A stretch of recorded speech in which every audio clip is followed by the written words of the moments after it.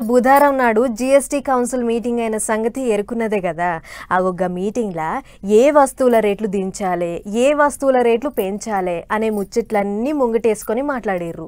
మరి meeting అయిపోయేటాలకు GST ముచ్చట్లు ఎట్లున్నాయి, ఏమేం వస్తువుల ధరలు దిగబోతున్నాయో ఒక్కసారి మునం పెట్టి అరుచుకునొద్దాం పారి.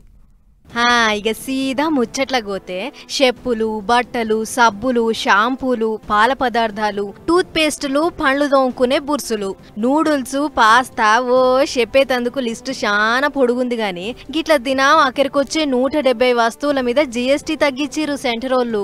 అంటే ధరలు తగ్గబోతున్నాయి అన్నట్లు. వీటితో పాటు ట్రాక్టర్లు, ఏసీలు, టీవీలు, ఫ్రిడ్జీలు, మొబైల్లు, వాషింగ్ మిషన్లు, వాటి సామాన్లు, వ్యవసాయానికి అక్కడికొచ్చే మందులు, మాకులు, నాగళ్ల మీద కూడా జీఎస్టీ తగ్గింది. ఇక పొలగాళ్లకు అక్కడికొచ్చే పెన్సిళ్లు, షార్ప్నర్లు, రబ్బర్లు, కాపీలు, బుక్కుల మీద అయితే అసలు జీఎస్టీ అనేదే లేకుంటే ఎత్తేసిర్రు. ఎందుకంటే అప్పట్లో పెన్నులు, పెన్సిళ్లను కూడా వదలకుండా జీఎస్టీ వేస్తుర్రు. ఇదే సర్కారు అని జనం తిట్టనుండే కదా.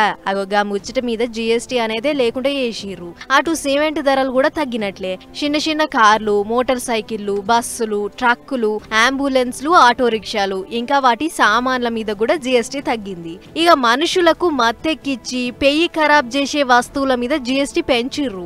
సోడాలు, 50 లక్షల కంటే పిరవైన లగ్జరీ కార్లు, పాన్ మసాలా, పొవాకు, సిగరెట్లు, చక్కెర కలిపిన కూల్ డ్రింక్స్ మీద 40% పన్నేయబోతుర్రు.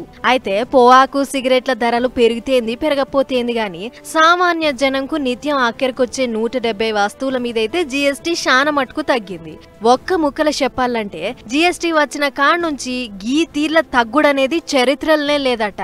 అందుకే దసరా దీపావళి పండుగ ముంగట గిట్ల జనాలకు అక్కడికొచ్చే అన్ని సామాన్ల మీద గింతగానం పన్నులు తగ్గిచ్చిర్రంటే గొప్ప ముచ్చటే అంటుర్రు చాలా మంది. అయితే తగ్గించిన ముచ్చట బానే ఉంది గాని ఇది ఇంకో తావల పెంచుతారా ఎట్లా అనే ఆలోచనలో పడ్డారు. ఏదైతే ఇంగాని పేదోళ్ళకైతే ఇది నోరు తీపి వేసుకునే ముచ్చటే అని అనుకుంటుర్రు ఈ ముచ్చట చూసిన జనాలు.